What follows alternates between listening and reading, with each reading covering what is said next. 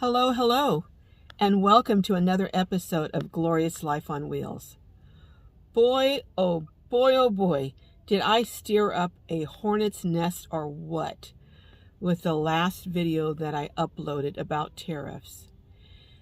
I had been warned by a couple of folks who are YouTube savvy.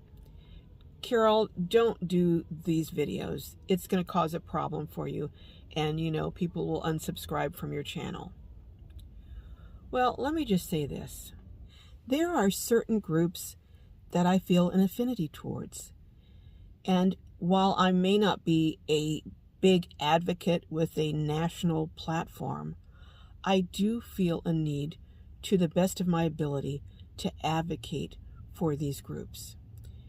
They include, but are not limited to, seniors, because I am a senior, and I understand some of the issues facing seniors. Single parents, because I'm a single parent and understand those issues. Someone who either has a disability or has a close family member who has a disability. Again, I understand the issues there. And perhaps one of the biggest groups that I have an affinity towards are individuals who are living in poverty and struggling because of it. I lived much of my early childhood in poverty. We were below the poverty line. Now, some people, when their fortunes change and they do better and maybe they're no longer living below the poverty line or have hit middle class or even upper middle class, they want to forget all about what their life was like before. They seem to forget, what it's like struggling to have food on the table and other things that come with being poor. I have never forgotten that, and I will never forget that. And I have a heart and a compassion for people who are going through that.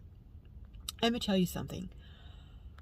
I have a hard time remembering any time that I regret speaking up for an injustice, even if there were consequences to me.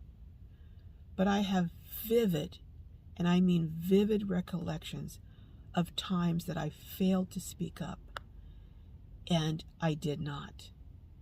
And I'm at a stage in life where I don't want to have those kind of regrets.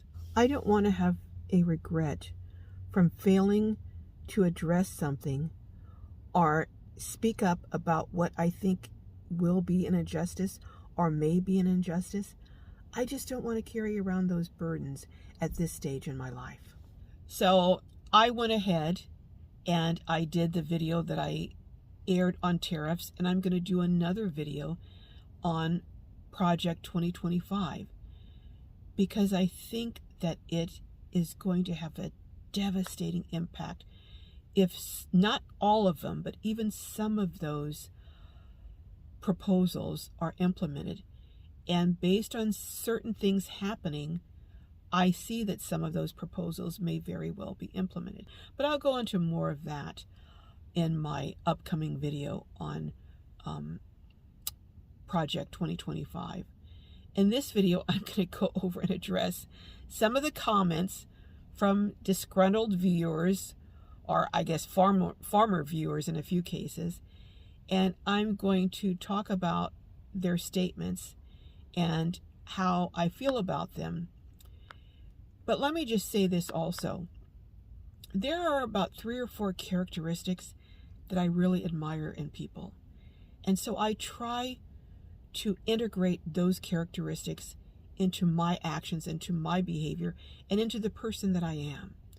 One of the things is loyalty. I just, have so much admiration and expect loyalty, and I give loyalty. And loyalty doesn't mean that when a friend is wrong, you just ignore it and say, oh yeah, you're right, go ahead, do it. No, loyalty doesn't mean that, but it means you're a ride or die friend, whether they're in good times or bad times, and you don't kick them to the curb because they made a mistake. So I believe in loyalty. Number 2, I truly admire people who just have compassion and exhibit kindness towards others, especially others who are suffering. Another thing that I really admire and that is courage. You know, one thing I have a hard time abiding is a coward. Now, a coward isn't someone who simply is afraid. Quite frankly, only a fool is never afraid. But someone who has courage is a person who, even when they have fear, or even when they know there may be consequences, they do the right thing.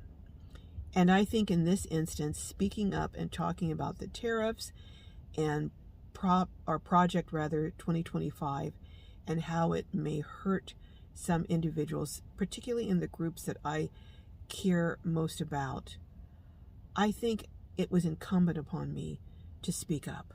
But enough about that. I'm actually in this video going to get down into the weeds a little bit on some of the backlash comments I got, and I'm going to address them here in this video. And let me know what you think. Do you think I'm off base? Do you think the commenters were mistaken?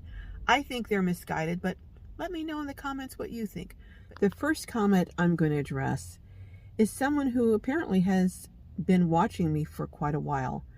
So based on that, I don't understand why they don't have a better understanding of who I am. This person said they were unsubscribing because I've gone off a liberal cliff. Oh gosh. Anyone who knows me knows that I am an equal opportunity criticizer. In other words, I don't care if you're on the left, I don't care if you're on the right. If you do something that I think will harm people, especially people who I really have an affinity towards or for, I'm gonna speak up. I guess it says something about me when I get condemned from both those on the left and the right. Most of you who have followed me know my position on spending government money, millions and billions even, to house illegal immigrants when we have United States citizens, veterans, and seniors, and single parents and families with children who are unhoused. So I can't see where that position is on the point of putting me over a liberal cliff, because when I did a video expressing that opinion, I got so much backlash from people telling me I was inhumane and blah, blah, blah. So yeah, I'm going over a liberal cliff here. No, I'm just presenting information. I try and present information in a clear, concise way and draw logical conclusions, but also, and this is one of the main things I want to do, I want to encourage, stimulate, even provoke people to go do their own research. Another person told me that I was going to basically wreck my channel and lose subscribers because I was getting into the weeds of politics. Well, again, I'm not a political channel.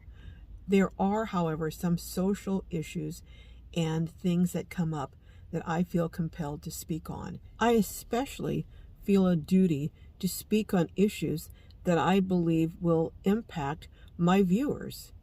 And if I allow my concern about losing subscribers or having people upset with me, if I allow that to keep me from providing vital information to my viewers, that makes me a coward. And I've already addressed how I feel about cowards.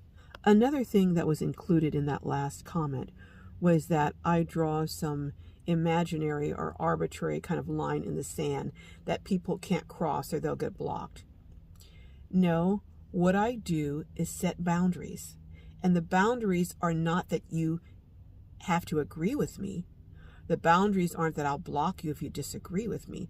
I welcome discourse over things that we have different opinions on. But I require on my channel that discourse is civil and respectful. And I'm not going to let you disrespect me. And I'm not going to let you say really nasty things about others, whether they're on the left or the right. I actually find it quite fascinating how people so misinterpret things, including my intentions or intentions of other YouTube creators. But so goes the life of being on YouTube, you know. It comes with the territory.